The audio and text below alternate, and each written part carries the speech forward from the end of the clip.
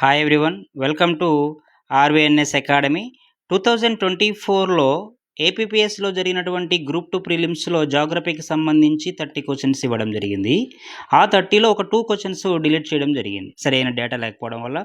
Finally 28 క్వశ్చన్సే geography కింద consider చేయడం జరిగింది. అయితే ఈ 28 క్వశ్చన్స్ ఏ ఏరియా నుంచి వచ్చాయి, ఏ స్థాయిలో అడిగారా ప్రశ్నలు, అంటే ఈజీగా అడిగారా, మోడరేట్గా అడిగారా, హార్డ్గా అడిగారా, మెయిన్లీ ఏ ఏరియా నుంచి వచ్చాయో చూస్తే ప్రజెంట్ ఎవరైతే గ్రూప్ 2కి ప్రిపేర్ అవుతున్నారో వారందరికీ కూడా ఈ 28 క్వశ్చన్స్ ఏ ఏరియా నుంచి వచ్చాయో చూసి ఆ ఏరియాని ఎక్కువగా మీరు ఫోకస్ చేస్తే మంచి స్కోర్ చేసే అవకాశం ఉంటుంది. సో అందుకుగాను ఆల్రెడీ ప్రిపేర్ అయి ఉన్నవాళ్ళు లేదా కొత్తగా ప్రిపేర్ అవుతున్న వాళ్ళు కూడా ఇది ఏ ఏరియానో చూడండి, వాటి యొక్క స్థాయిని గమనించండి. సో మరి మొదటి ప్రశ్న చూస్తే ఇక్కడ ఏమంటున్నాడు, సరికాని ప్రకటనని గుర్తించమంటున్నాడు. ఒక 4 స్టేట్మెంట్స్ ఇచ్చాడు, దీంట్లో సరికాదేదో చెప్పమంటున్నాడు. మొదటి దాన్ని చూస్తే భూకంప నాభి వద్ద శక్తి విడుదలవుతుంది, అంటే ఇది భూకంపం గురించి అడుగుతున్నాడు, ఎర్త్ కేక్స్ గురించి. భూకంప నాభి అక్కడ శక్తి విడుదలవుతుందంట, అంటే ఇక్కడ విడుదలైన శక్తే భూకంపానికి కారణమవుతుంది అంటున్నాడు. దీన్ని ఏమంటున్నాడు, నాభి అంటున్నాడు. దీన్నే మనం ఫోకస్ అంటాం, లేకపోతే హైపోసెంటర్ అంటాం. ఏంటిది? హైపోసెంటర్, ఫోకస్, లేకపోతే నాభి, భూకంప నాభి అంటాం. సెకండ్ పాయింట్, భూకంప నాభికి సమీపంలోని అంటే దగ్గరలో ఉపరితలంపై ఉన్న బిందువును అధికేంద్రం అంటారు. ఇది భూకంప నాభి. దీనికి సమీపంలో దగ్గరలో ఉపరితలం పైన అంటే భూమిపైన ఉన్నటువంటి ఒక కేంద్రాన్ని ఏమంటారంట? అధికేంద్రం అంటారంట. అది కేంద్రం. అధికేంద్రం లేకపోతే దీన్నే మనం ఏమంటాం? ఎపిసెంటర్ అంటాం. ఏమంటాం? ఎపిసెంటర్. దీన్ని హైపోసెంటర్, దీన్ని ఎపిసెంటర్ అంటాం అని అంటున్నాడు తను. ఇంకా స్టేట్మెంట్స్ ఉన్నాయి. తరంగాలు మొదటగా అధికేంద్రంను తాకుతాయి, అంటే ఇక్కడ నుంచి శక్తి విడుదలయ్యే ఇక్కడ నుంచి తరంగాలంట ఇలా పైకి వెళ్ళి ఈ అధికేంద్రాన్ని తరంగాలు తాకుతాయంట. థర్డ్ స్టేట్మెంట్ చెప్తున్నాడు. ఫోర్త్ స్టేట్మెంట్, అధికేంద్రం అనేది భూకంప నాభికి అంటే ఫోకస్కి నేరుగా దిగువన అంటే బిలో కింది వైపుగా ఉండే కేంద్రం. ఫస్ట్ సెకండ్ పాయింట్లో ఏమన్నాడు? సమీపంలో ఉపరితలానికి పైన ఉంటుందన్నాడు. ఫోర్త్ పాయింట్లో కింది వైపుగా ఉండేది అధికేంద్రం అంటున్నాడు. అంటే ఇక్కడ మనకి ఒకటి, ఇది కింది వైపు ఉంటుందా పై వైపు ఉంటుందో తెలియాలి. ఈ రెండిట్లోనే ఆన్సర్ ఉందని అర్థమైపోతుంది మనకు. 2 or 4 అనేది తెలిసిపోతుంది, ఎందుకంటే తను ఇచ్చిన ప్రకారం చూస్తే. ఎందుకంటే పైన ఉంటే కింద ఉండే అవకాశం లేదు, కింద ఉంటే పైన ఉండే అవకాశం లేదు. వెరీ లాజిక్, ఇది సింపుల్ లాజిక్ అనుకోవచ్చు.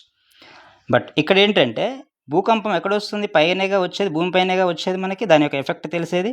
సో ఈ తరంగాలు వేవ్స్ అనేవి నేరుగా అధికేంద్రాన్ని, భూమి ఉపరితలం పైన ఉన్నటువంటి ఏ అధికేంద్రాన్ని, ఎపిసెంటర్ని తగులుతాయి.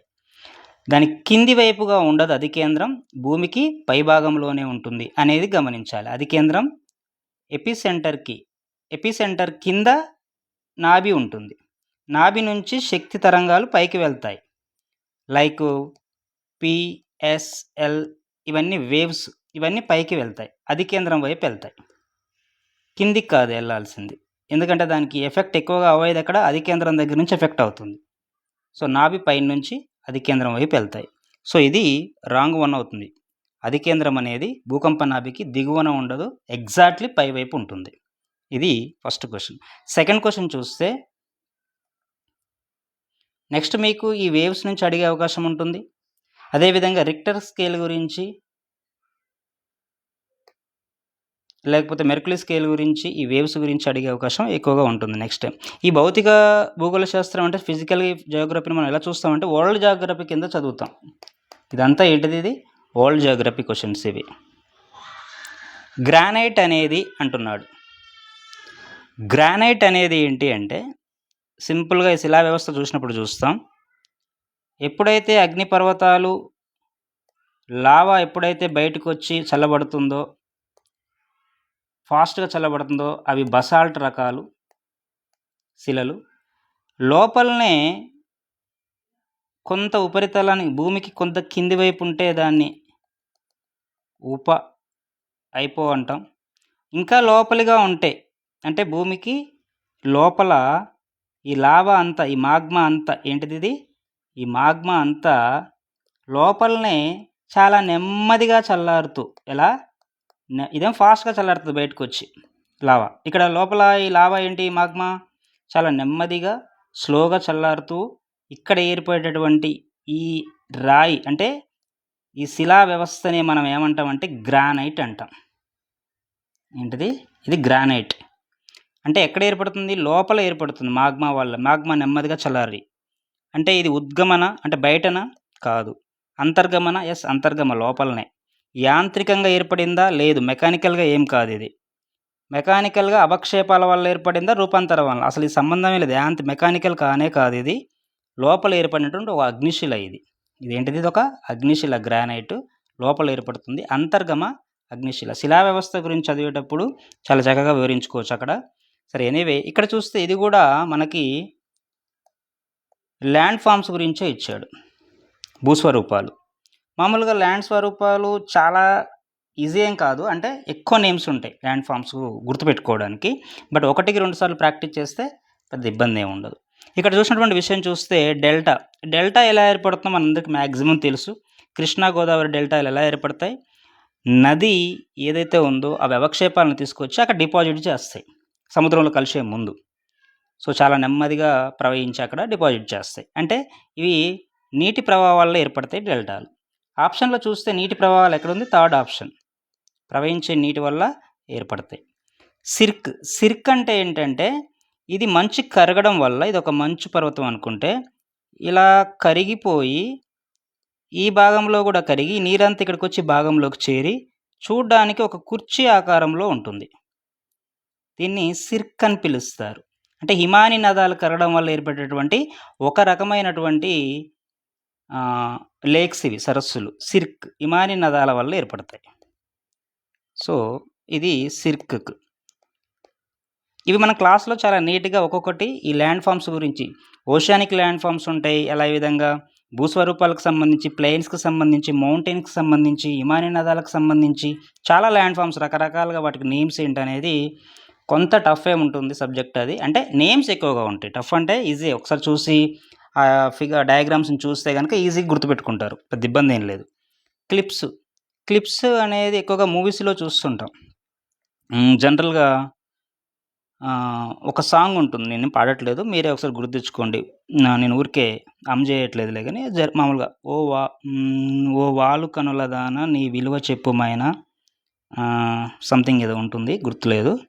బట్ ఆ సాంగ్లో హీరో మొత్తం సముద్రం అంతా ఉంటుంది, ఇక్కడ ఏమో పైన లోనేమో సముద్రం ఉంటుంది, పైన అంతా ఇక్కడ ఈ సముద్రం కోత ఉంటుంది, ఇక్కడ దాకా లోపలికి భూప్రాంతం వస్తుంది, ఇక్కడ దాకా హీరో వచ్చి ఇక్కడ నించొని పాడుతూ ఉంటాడు.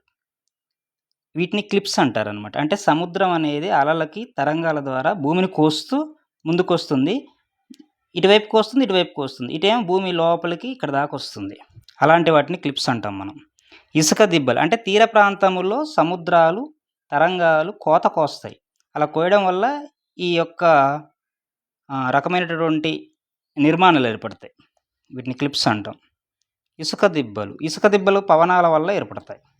సో పవనాలు ఇసుక దిబ్బల మేటల్ని తీసుకెళ్ళి ఒక దగ్గర నుంచి ఒక దగ్గర డిపాజిట్ చేస్తాయి, అంటే క్లిప్స్ అనేది 1.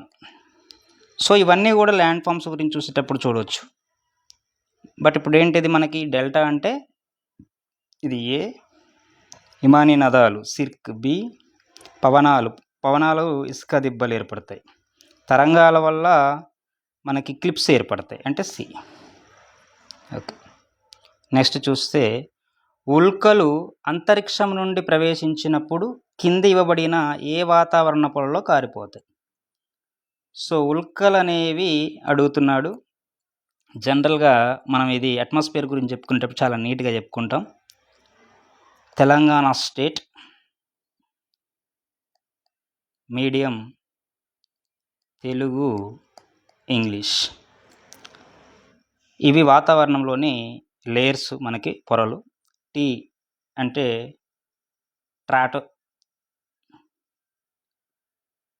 ట్రాపోస్ఫియర్, ఎస్ అంటే స్ట్రాటోస్ఫియర్, ఎం అంటే మీసోస్ఫియర్, టీ అంటే థెర్మోస్ఫియర్, ఏ అంటే ఎగ్జోస్పియర్. థర్మోస్పియర్నే ఐనోస్పియర్ అని కూడా పిలుస్తారు. ఈ troposphere Telangana state medium Telugu English. ఒక్కోసారి సింపుల్గా వీటిని పైనుంచి కిందికి లేదా కింది నుంచి పైకి అమర్చమని కూడా అడుగుతుంటాడు. సరే, ఎనీవే అయితే ఇక్కడ వీటి గురించి మనం అట్మాస్ఫియర్లో చెప్పుకునేటప్పుడు ఈ ట్రోపోస్పియర్ ఎన్ని కిలోమీటర్ల వరకు పైకి ఉంటుంది, అదేవిధంగా ఇక్కడ వాతావరణం వెదర్ ఎలా ఉంటుంది, టెంపరేచర్ ఎలా ఉంటుంది, ప్రెజర్ ఎలా ఉంటుంది, అదేవిధంగా స్ట్రాటోస్పియర్కి సంబంధించి మీజోస్పియర్కి సంబంధించి ఓజోన్ లేయర్ ఎక్కడ ఉంటుంది, జెట్ విమానాలు ఎక్కడ ప్రయాణిస్తాయి, అదేవిధంగా వర్షాలకు కారణమైనటువంటి మేఘాలు ఏ ఆవరణంలో ఉంటాయి, ఎక్కువ వాతావరణ మార్పులు ఎక్కడ ఉంటాయి, ఎక్కువ టెంపరేచర్ ఎక్కడ ఉంటుంది, ఎక్కువ కోల్డ్ ఎక్కడ ఉంటుంది, అల్ట్రావైలెట్ రేస్ ఎక్కడ ఆపబడతాయి, అదేవిధంగా రేడియో వేవ్స్ ఎక్కడి నుంచి పరావర్తనం చెందుతాయి, ఇవన్నీ కూడా ఒక్కొక్క లేయర్కి సంబంధించి మనం చాలా క్లియర్గా నేర్చుకుంటాం. దాని నుంచే ఫండమెంటల్గా అడిగాడు ఇది. సో మనకి ఎప్పుడైతే ఉల్కలు అంతరిక్షం నుంచి వస్తాయో అవి మీసోస్పియర్లోకి రాగానే మండిపోతాయి. ఇక్కడ ఏంటిది మీసోస్పియర్. నెక్స్ట్ క్వశ్చన్ చూస్తే వాతావరణం వేడెక్కడం మరియు చల్లబడటం అనే దాన్ని చూసి కింద మనకు 2 జాబితాలు ఇచ్చాడు. ఉష్ణ ప్రవాహం, అదేవిధంగా ఉష్ణ సంవహనం, సూర్యపుటం, ఉష్ణ వాహనం. ఇక్కడ ఏంటిది అని అడుగుతున్నాడు. ఉష్ణ ప్రవాహం అంటే అడ్వెక్షన్ జనరల్గా, అంటే ఒక చోటు నుంచి వేడి మరొక చోటుకి వెళ్తుంది, అంటే గాలి ద్వారా, తరంగాల ద్వారా. నీళ్ళల్లో ఇక్కడ వేడి ఉన్నాయి, ఈ తరంగాలు, నీటి తరంగాలు ఈ వేడి నీటిని ఇక్కడికి తీసుకెళ్తాయి, ఇక్కడ చల్లగా ఉంటాయి. లేదా ఇటు నుంచి గాలి ఇటువైపు వస్తుంటే చల్లని వాటర్ ఇటువైపు వస్తుంది, ఎగ్జాంపుల్గా చెప్తున్నాను. లేదా ఈ ఏరియాలో ఎక్కువగా హీట్ ఉంది, వేడి గాలి ఉంది, ఇక్కడ అంతగా లేదు, ఈ హీట్ గాలి, వేడి గాలి అనేది ఇక్కడికి వెళ్ళిపోతుంది, అది ఉష్ణ ప్రవాహం జరుగుతుంది సింపుల్గా. సో అంటే క్షితిజ సమాంతరంగా ఈ వేడి అనేది ప్రవహిస్తుంది అని అర్థం, ఒక దగ్గర నుంచి ఇంకో దగ్గరికి తాపనం చెందుతుంది అని. సో ఏకి ఫస్ట్ వన్నే ఆన్సర్ అవుతుంది. ఉష్ణ సంవహనం అన్నాం, కన్వెక్షన్. సో ఈ కన్వెక్షన్ చూస్తే ఊర్ధ్వ, చిన్న ఎగ్జాంపుల్ చూడండి.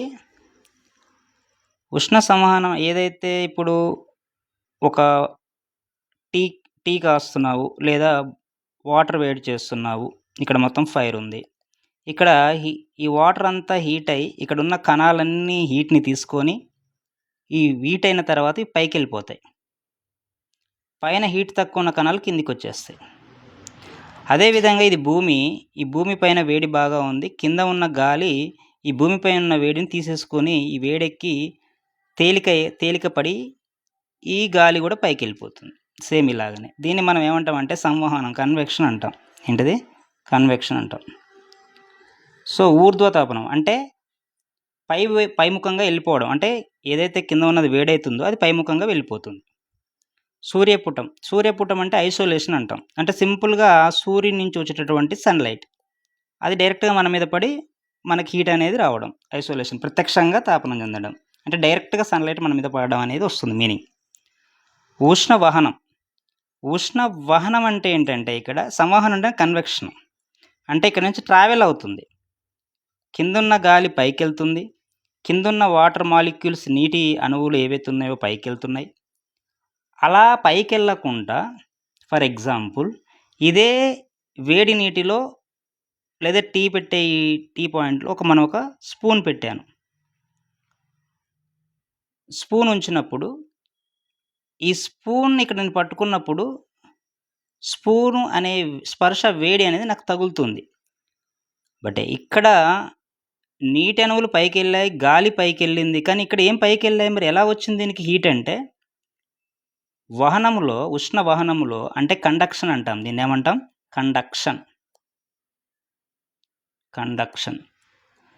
అంటే ఒకసారి చూడండి, క్లియర్ చేస్తుంది, ఇదంతా క్లమ్జీగా ఉంది.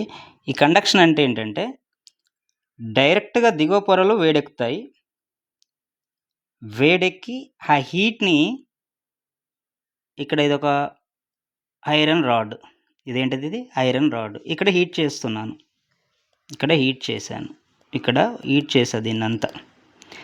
ఇక్కడ హీట్ చేసినప్పుడు ఇక్కడ ఉన్న కణాలు మూమెంట్ ఏమి ఉండదు, ముందుకు వెళ్ళవు. అదే ఇక్కడ నీటిని నేను వేడి చేస్తే ఇక్కడ కణాలు పైకి వెళ్ళాయి, పైన ఉన్న కణాలు కిందికి వచ్చాయి. కానీ ఈ ఐరన్ రాడ్ నేను వేడి చేసినప్పుడు ఇక్కడున్న కణాలు ముందుకేమన్నట్లు అంటే కణాలలో చలనం లేదు. కానీ ఈ హీట్ని ఏం చేస్తున్నాయి? ఈ హీట్ అయిన హీట్ని పక్క కణానికి ఇస్తున్నాయి.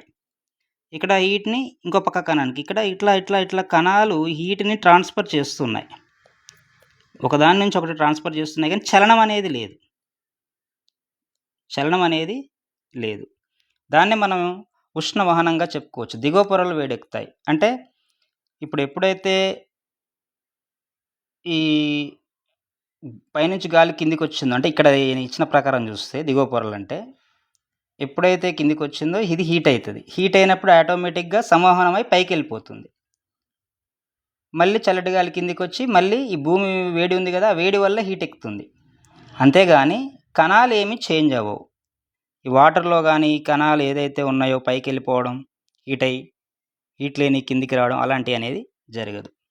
సో దీనికి కొద్దిగా ఎగ్జాంపుల్స్ అండ్ అదేవిధంగా డయాగ్రామ్స్తో వీడియోస్తో చూపిస్తే బాగుంటుంది నా ఉద్దేశం. ఇలా చెప్పడం వల్ల కొంత కన్ఫ్యూజన్ ఉంటుంది, బట్ కొంత అర్థమైనా చాలు. ప్రజెంట్ అయితే పూర్తిగా మనం ఇప్పుడు ఏం లెసన్స్ ఏం చెప్పట్లేదు కదా. సో లెసన్స్ చెప్పుకునేటప్పుడు మనం పూర్తి స్థాయిలో చెప్పుకోవచ్చు. ఇక్కడ చూస్తే ఇది కూడా ఓషనోగ్రఫీ అండ్ క్లైమేట్ గురించి అడిగాడు. ఇది కూడా ల్యాండ్ ఫామ్సే, కాకపోతే ఏంటిది, ఇది ఓషానిక్ ల్యాండ్ ఫామ్స్ అడిగాడు. ఖండతీర పంచు, షెల్ఫ్స్, స్లోప్స్, కాంటినెంటల్ స్లోపు, ఇక్కడ అబిసిసల్ ప్లెయిన్స్, మహాసముద్ర పగాధం అంటే ట్రెంచెస్ గురించి అడిగాడు. సింపుల్గా ఇది బేసిక్, వెరీ బేసిక్. ఇదంతా నీరు అనుకుంటే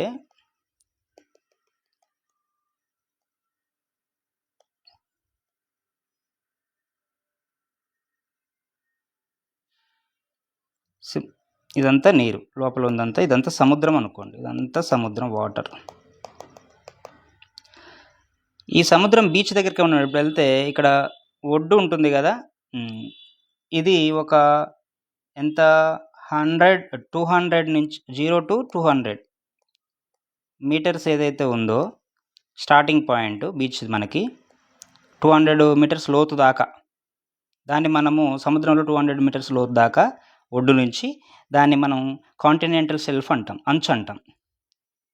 ఆ తర్వాత 200 మీటర్స్ నుంచి లోనికి వెళ్తే కొద్దిగా స్లోప్ వంగి ఉంటుంది, ఇంకా లోపలికి పోతుంటుంది అనమాట, దాన్ని స్లోప్ అంటాం. ఇక్కడ నుంచి అంటే 200 నుంచి 3000 మీటర్స్ వరకు, అంటే నియర్లీ 3 కిలోమీటర్స్ వరకు అని అర్థం. అక్కడ వరకు ఈ 3 కిలోమీటర్స్ నుంచి 3 km నుంచి 6 km వరకు, ఎంత 3000 మీటర్ల నుంచి 6000 మీటర్ల దాకా, ఇక్కడ దాకా మన భూమిపై అయితే ఇప్పుడు ఎలాగ ప్లెయిన్గా ఉందో అలాగ, మరీ ప్లెయిన్గా అంటే మన భూమిపైన కూడా కొద్దిగా పర్వతాలు, కొద్దిగా నదులు, కొద్దిగా లోయలు ఇట్లా ఉంటాయి కదా, ప్రజెంట్ ఎలా ఉందో అలాంటి వాతావరణం కనపడుతుంది ప్లెయిన్ లాగా కొద్దిగా. దాన్ని మనము అగాధ సముద్ర మైదానం అంటాం, ప్లెయిన్స్ అనమాట, అబిసిసల్ ప్లెయిన్ అంటాం. ఇది 3 కిలోమీటర్ల నుంచి 6 కిలోమీటర్ల దాకా ఉంటుంది. ఇక తర్వాత ఒకవేళ ఇక అత్యధికంగా మనకు లోయల్లాగా ఉన్నాయనుకోండి, దాన్ని ట్రెంచెస్ అంటాం. అంటే 6 కిలోమీటర్ల నుంచి లోనికి ఉన్న భాగాన్ని ట్రెంచ్ అని పిలుచుకోవచ్చు లోపల. అయితే ఇక్కడ అడుగుతున్నాడు ఏమని, అక్కడ ఏమేమి ఉంటాయి, ఏం లభిస్తాయి అనే ప్రాసెస్లో అడిగాడు, లక్షణం ఏంటి స్పెసిఫిక్గా అని అడిగాడు. ఈ యొక్క షెల్ఫ్కి ఏంటంటే కాంటినెంటల్ షెల్ఫ్ అంచు అంటే 0 to 200 మీటర్స్ వరకు ఉంటుంది కదా, స్టార్టింగ్ మీటర్స్. అక్కడ ఏముంటాయంటే భారీ అవక్షేప నిక్షేపాలు ఉనికి. అదేంటి భారీ అవక్షేప నిక్షేపాలు ఉనికి అంటే నదులు ఏం చేస్తాయి, ప్రవహించుకుంటూ అన్నీ సముద్రంలోకి వస్తాయి, వచ్చి అక్కడ డిపాజిట్ చేస్తాయి. ఆ బీచ్ దగ్గరనే కదా, స్టార్టింగ్ పాయింట్లోనే కదా, అంటే అక్కడికి అవక్షేపాలు అన్నీ వచ్చి చేరుతాయి, నదులు తీసుకొస్తాయి కాబట్టి నీటి ద్వారా. సో ఇది దానికి కరెక్ట్ పాయింట్ అవుతుంది. ఏ అనేది 3 అవుతుంది. వాలు స్లోప్ అనేది 200 మీటర్స్ నుంచి 3000 మీటర్స్ దాకా, అంటే 3 కిలోమీటర్ల దాకా. ఇక్కడ మీటర్స్ నుంచి ఇక్కడ కిలోమీటర్స్ వరకు. ఇక్కడ ఏముంటాయి అంటే ఇక్కడ అగాధ సముద్ర మైదానానికి వచ్చి ఒకసారి చూస్తే ఈ అగ్నిపర్వతాలన్నీ ట్రెంచెస్లో ఉంటాయి. ఆటోమేటిక్గా సెకండ్ వన్ ఇక్కడికి వెళ్తుంది. అగ్నిపర్వతాలు అండ్ బలమైన భూకంపాలకు సంబంధం ఏంటంటే ట్రెంచ్ లోపలికి, అంటే 6 కిలోమీటర్ల కన్నా లోపల ఉండేదంతా కూడా అగ్నిపర్వతాలతో భూకంపాలతో సంబంధం కలిగి ఉంటుంది. అగాధ సముద్ర మైదానం, ఇక్కడ చిన్న చిన్నటువంటి మైక్రో సూక్ష్మ రేణువులు ఉంటాయి. ఎక్కడ? అగాధ మైదానం అంటే 3 కిలోమీటర్స్ నుంచి 6 కిలోమీటర్స్ దాకా సూక్ష్మ రేణువులతో. ఈ సూక్ష్మ రేణువులు ఎందుకుంటాయి ఇక్కడ, అవక్షేపాలు ఎందుకుంటాయి అంటే సముద్రంలో చనిపోయిన జీవులన్నీ కూడా ఈ అగాధంలోకే వస్తాయి, ఈ ప్లెయిన్లోకే వస్తాయి. వచ్చి అక్కడ ఇవన్నీ డికంపోజ్ అయిపోయి చిన్న చిన్న సూక్ష్మ రేణువులతో అవక్షేపాలతో నిండి ఉంటుంది ఈ సముద్ర మైదానం. సో నెక్స్ట్ కండతీరపు వాలు.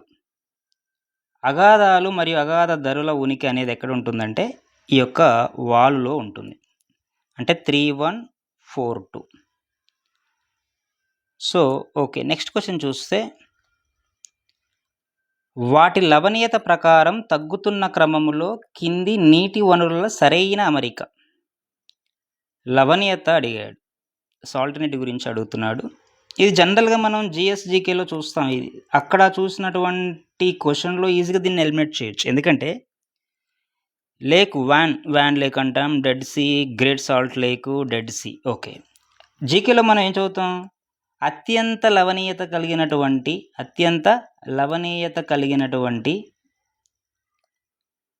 లేక్ గురించి చదివేటప్పుడు మనం జీకేలో డైరెక్ట్గా వ్యాన్ లేక్ గురించి చదువుతాం.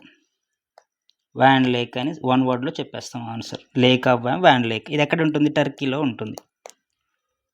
సో అది ఒకటి తెలుసున్నా మనకి జీకే పరంగా కూడా. ఇక్కడ వ్యాన్ లేక్తో స్టార్ట్ అయ్యేది ఒకటే ఉంది, ఈజీగా పెట్టేయచ్చు. అంటే మనకి కొన్ని జిఎస్జికే క్వశ్చన్స్ చూడడం కూడా గన్ షాట్ క్వశ్చన్స్ వచ్చే అవకాశాలు ఉంటాయి. అది ఏ జిఎస్ చూసామంటే మనము, అది జాగ్రఫీ కావచ్చు, హిస్టరీ కావచ్చు, ఏదైనా కూడా గన్ షాట్ క్వశ్చన్లు తగిలే ఖచ్చితంగా ఉంటాయి కొన్నైనా. సో అందుకని దేన్ని మనం నెగ్లెక్ట్ చేయొద్దు, జిఎస్జికే కదా అని వదిలేయకూడదు. అవి కూడా చూస్తూనే ఉండాలి అప్పుడప్పుడు, టైం దొరికినప్పుడల్లా. ఈ లేన్ వ్యాక్ని చూస్తే ఇది ఎక్కడుంది? టర్కీలో ఉందన్నాం కదా.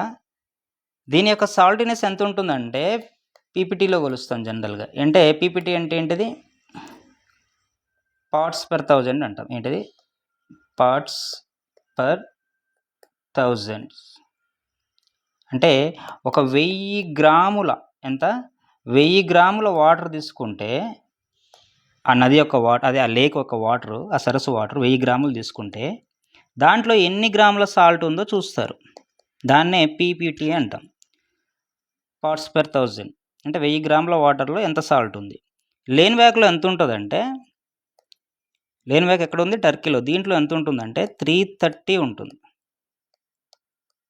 330 పీపీటీ ఉంటుంది. డెడ్ సీ మృత సముద్రం అని చదువుతాం. దీంట్లో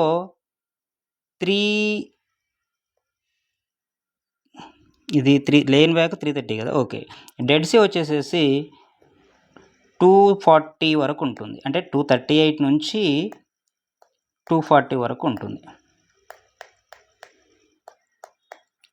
238 నుంచి 240 వరకు ఉంటుంది పీపీటీ. గ్రేట్ సాల్ట్ లేక్ ఇది యుఎస్ఏలో ఉంటుంది. మరి డెడ్ సీ ఎక్కడ ఉంటుందంటే ఇది జోర్డాన్ అండ్ ఇజ్రాయెల్. ఎక్కడ?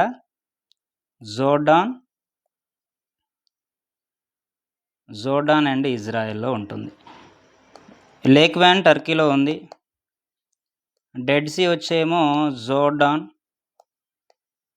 ఇజ్రాయెల్. ఈ గ్రేట్ సాల్ట్ లేక్ యుఎస్ఏలో. దీనిది ఎంత అంటే పీపీటీ వచ్చేసి 220గా ఉంటుంది. 220 పీపీటీ ఉంటుంది. సో ఎనీవే, అంటే ఇక్కడ మనకి ఓషనోగ్రఫీ నుంచి 2 అడిగాడు. వాటి యొక్క ల్యాండ్ ఫార్మ్స్ అడిగాడు అండ్ లవణీయత అడిగాడు. నెక్స్ట్ క్వశ్చన్ చూస్తే జాగ్రఫీ ఆఫ్ ఇండియా. అంటే ఇప్పటివరకు చూసుకుందాం మనం వరల్డ్ జాగ్రఫీ. ఇప్పుడు ఇండియన్ జాగ్రఫీ చూస్తే ఒక 2 ప్రకటనలు ఇచ్చాడు, స్టేట్మెంట్స్ చూడమంటున్నాడు. లక్షద్వీప్ దీవుల్లో, ఏంటిది? లక్షద్వీప్ దీవుల్లోని కవరత్తి అతిపెద్ద నగరం. లక్షద్వీపులకు రాజధాని కవరత్తి అని మనకు తెలుసు. అక్కడే మనం టెంప్ట్ అయిపోతాం, అది మేబీ అది పెద్దదై ఉండొచ్చు అని. చూస్తే ఇక్కడ ఉన్నటువంటి లక్షద్వీప్స్ ఏవైతే ఉన్నాయో ఈ దీవి పేరు మినికాయ్. ఏంటిది? మినికాయ్ దీవి. ఇవన్నీ లక్షద్వీపులు అనుకుందాం. అతిపెద్దది కవరత్తి కాదు, అదొకటి గుర్తుంచుకోవాలి. క్యాపిటల్ మాత్రమే అది. 9 డిగ్రీ ఛానల్ లక్షద్వీప్లోని మినికాయ్ దీవిని మాల్దీవుల నుండి వేరు చేస్తుంది. మాల్దీవులని కింద ఉన్న వేరే దేశంలో దీవులు ఇవి. ఈ మాల్దీవులకి ఈ లక్షద్వీపులకి మధ్యలో ఒక డిగ్రీ ఛానల్ వెళ్తుంది. ఏమంటున్నాడు? అది 9 డిగ్రీ ఛానల్ అంటున్నాడు. కాదు, మాల్దీవులని లక్షద్వీపులని అనొచ్చు, లేకపోతే మాల్దీవులని లక్షద్వీపుల్లో చివరి దీవేనైనా మినికాయ్ దీవిని అని కూడా అడగవచ్చు, ఎలాగైనా అనొచ్చు. వీటిని వేరు చేస్తుంది 9 డిగ్రీ ఛానల్ కాదు, 8 డిగ్రీ ఛానల్. ఏంటిది? 8 డిగ్రీ. అంటే రెండు తప్పుగా ఇచ్చాడు. మరి 9 డిగ్రీ ఛానల్ ఏంటంటే ఈ లక్షద్వీపులలో ఉన్నటువంటి మినికాయ్ని మిగిలిన లక్షద్వీపుల్ని, ఈ మినికాయ్ని మిగిలిన లక్షద్వీపుల్ని వేరు చేస్తున్నది ఏంటి అంటే 9 డిగ్రీ ఛానల్. ఓకేనా? కాకపోతే ఈ మినికాయ్ని లక్షద్వీపుల్ని వేరు చేస్తుంది 8 డిగ్రీ ఛానల్. ఏంటిది? 8 డిగ్రీ ఛానల్. ఎందుకంటే మన భారతదేశం ఈక్వేటర్కి పైవైపుగా ఉంది కాబట్టి, నార్త్ సైడ్లో ఉంది కాబట్టి ఇక్కడ 0. ఫర్ ఎగ్జాంపుల్ ఇది ఇండియా అనుకుంటే, ఇక్కడ ఇది భూమధ్య రేఖ అనుకుంటే, భూమధ్య రేఖ ఇది 0 అనుకుంటే, ఇలా పైకి వచ్చేటప్పుడు ఇక్కడ మాల్దీవ్స్ ఉంటాయి, ఇక్కడ లక్షద్వీప్స్ ఉంటాయి. ఈ రెండిటికి ఇది 0 నుంచి ఇలా పైకి వస్తే ఇక్కడ 8 రావాలి మధ్యలోది, ఇంకా పైకి వెళ్తే ఇక్కడ 9 రావాలి. అలా అంటే ఇక్కడ మాల్దీవ్స్ని ఈ మినికాయ్ని వేరు చేస్తుంది 8, మినికాయ్ని అండ్ మిగిలిన లక్షద్వీప్ని వేరు చేస్తుంది 9. అది గుర్తుంచుకోండి. చాలా సందర్భాల్లో అడిగిన ప్రశ్న ఇది, ఎక్కువగా అడుగుతుంటాడు. చాలాసార్లు ఆస్పిరెంట్స్ అందరూ కూడా ఇక్కడ పప్పులో కాలుస్తూ ఉంటారు. అంటే రెండు కూడా తప్పే. ఏమంటున్నాడు? ఏది సరైనవి అంటున్నాడు. ప్రకటన 1, ప్రకటన 2 ఏది కాదు, ఏది సరికాదు. క్రింది వాటిలో ఏ పర్వతాలు నవీన ముడత పర్వతాలు, న్యూ ఫోల్డెడ్ మౌంటైన్స్ అంటున్నాడు. ఇక్కడ మనం ఇది హిమాలయాలు చెప్పుకునేటప్పుడు చెప్పుకుంటాం, హిమాలయాస్ గురించి. బట్ ఎనీవే, అయితే ఇక్కడ అపలేషన్ చిన్న గుర్తుంచుకోవడానికి మామూలుగా పెద్దగా ఏం కాదు ఇది. అపలేషన్ అని ఎప్పుడు కనపడ్డా? అపాచీ బండి కనపడుతుంది, మీకు తెలుసు అనుకుంటాను. అపాచీ నిన్న 2025లోనో లేకపోతే 24లోనో వచ్చిన మోడల్ అయితే కాదు కదా, ఎప్పుడు పాత మోడల్. అంటే కొత్త మోడల్ దాంట్లో వస్తూ ఉండొచ్చు, కానీ బండి అయితే పాతదే కదా. బ్రాండ్ అపాచీ పాతదే అనుకోండి. ఓల్డ్ ఫోల్డెడ్ మౌంటైన్స్ అనుకోండి అపాచీని. ఇక మనకు తెలిసి ఎప్పుడు చదువుతాం, భారతదేశంలో అతి పురాతనమైన పర్వతాలు ఆరావళి పర్వతాలు. ఇవి ముడత పర్వతాలు. నవీన పర్వతాలు హిమాలయాలు. ఇవి ముడత పర్వతాలే. ముడత పర్వతాలలో నవీన పర్వతాలు హిమాలయాలు, అతి పాత పురాతన ముడత పర్వతాలు ఆరావళి అని అనేక సార్లు చదువుతుంటాం. అయితే ఇతను అడిగింది ఏంది? నవీన ముడత పర్వతాలు ఏవి అన్నాడు. ఇది ఓల్డే, ఆరావళి ఓల్డే, యురాల్ కూడా ఓల్డే. ఏంటిది? యురాల్ కూడా ఓల్డే. రష్యాలో ఉన్నటువంటి యురాల్ పర్వతాలు ఓల్డే, ఆరావళి ఓల్డే, అపలేషన్ ఓల్డే. ఆల్ప్స్ అనేవి హిమాలయ పర్వతాలలాగా కొత్తవి. ఏంటి? హిమాలయ పర్వతాలు అయితే ఎలాగో ఆల్ప్స్ కూడా అలాగే. ఇంకో ఆల్ప్స్తో పాటుగా యాండీస్. ఏంటిది? యాండీస్తో పాటుగా ఎన్టీఆర్ మంచి సూపర్ హిట్ మూవీ ఒకటి ఉంటుంది. ఏంటిది అది? రాకీ కూడా న్యూనే. Rocky new, Andes new, Alps new, Himalayas కూడా న్యూనే. ఓల్డ్ అంటే అపాచీ, అంటే ఇక్కడ అపలేషియన్, ఆరావళి, యురాల్ గుర్తుంచుకోండి. ఇక్కడ చూస్తే ప్రైరీలని ఇలా కూడా ఎలాగైనా రాయొచ్చు. ప్రైరీలు అని కూడా రాస్తాము.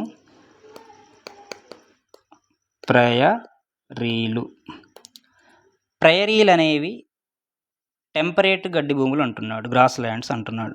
టెంపరేట్ సమశీతోష్ణ గడ్డి భూములు ఎక్కడ ఉన్నాయి అంటున్నాడు. ఆప్షన్ చూస్తే మనకి యుఎస్ మెక్సికో, యుఎస్లో అండ్ యుఎస్ కెనడా, అలాస్కా అన్నాడు.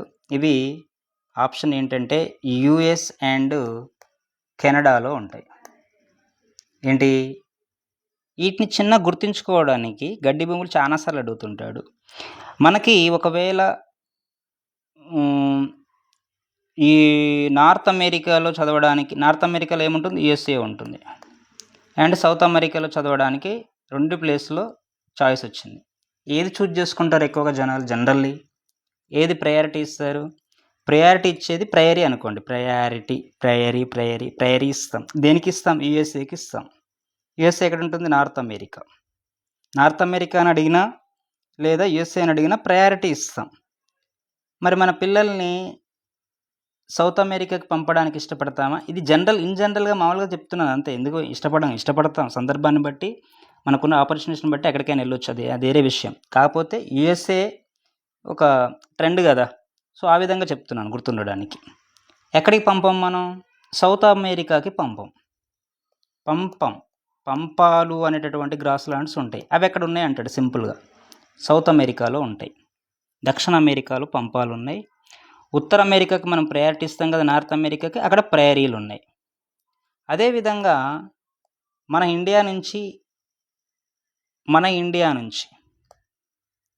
ఇండియాలో ఉన్నాం, ఒక స్టెప్ పైకి వేసాం, స్టెప్పీ అన్నాం. ఏంటిది? స్టెప్పీలు ఉంటాయి. అంటే రష్యా సైడ్ కానీ, ఇటు సెంట్రల్ ఏషియా నుంచి కానీ ఇటువైపు అంతా ఉండే యురేషియా ప్రాంతంలో స్టెప్పీలు ఉంటాయి. మన ఇండియా నుంచి స్టెప్ పైకి వేసాము, స్టెప్పీలు ఉన్నాయి పైన అనుకోండి. అదే స్టెప్ కిందికి వేసాం, డౌన్. ఏంటిది?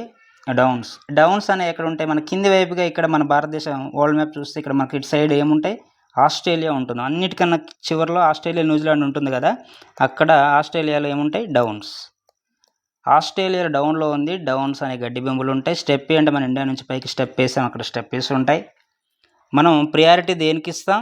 యుఎస్ఏకి ఇస్తాము. సో నార్త్ అమెరికాలో ప్రయరీలు ఉంటాయి. దేనికి పంపం మనం ఎక్కువగా? సౌత్ అమెరికాకి పంపం, అక్కడ పంపాస్ ఉంటాయి. సవన్నాస్, అవి సౌత్ ఆఫ్రికాస్, ఇక్కడ సెంట్రల్ వెల్డ్స్, ఇలాగ మిగతా. అంటే ఇవి మెయిన్ ఎక్కువగా అడుగుతుంటాడు, మ్యాచింగ్లో కూడా అడుగుతుంటాడు. అంటే ఇక్కడ నేను పూర్తి ఎక్స్ప్లెనేషన్తో ఏమీ రాలేదు మీ ముందుకి. కొంత ఊరికే అంటే ఏ ఏరియా నుంచి ప్రశ్నలు వచ్చాయని చూడడానికి. మీరు ఆల్రెడీ ఒకవేళ ఇదంతా ప్రిపేర్ అయి ఉంటే ఈ క్వశ్చన్స్ని మీరు చేయగలుగుతున్నారా లేదా అని చూడడానికి, మీకు చెక్ చేసుకోవడానికి మీరు. ఎనీవే, ఈ వీడియో మీకు నచ్చితే ఒక లైక్, షేరు, సబ్స్క్రైబ్ చేసి మీ ఫ్రెండ్స్కి కూడా షేర్ చేయండి. Thank you.